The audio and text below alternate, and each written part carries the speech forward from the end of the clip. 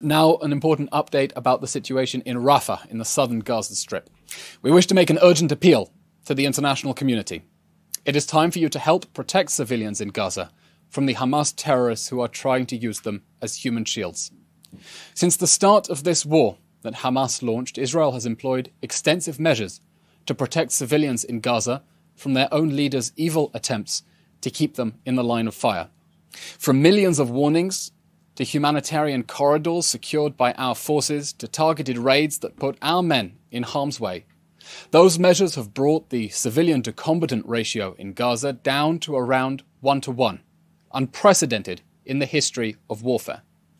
At every turn, however, we have been stymied by UN agencies, more concerned with pressuring Israel to end the war with Hamas still standing than to protect civilians. They have resisted our efforts to vacate civilians from Hamas strongholds, libelously characterizing those measures in pursuance of our obligations under international law as forced displacement. They share immense culpability for the tragic loss of life that could have been avoided if the world had worked with us to thwart the Hamas human shield strategy.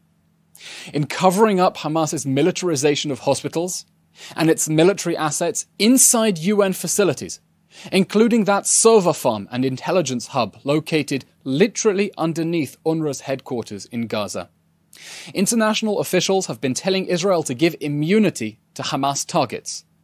In telling Israel not to attack because civilians will be hurt, but then resisting efforts to get civilians out of harm's way, they have rendered themselves complicit with Hamas's human shield strategy and told it that that strategy works and to keep going. The United Nations and international actors now face a fateful choice. Do they want to save Hamas or save Palestinian civilians?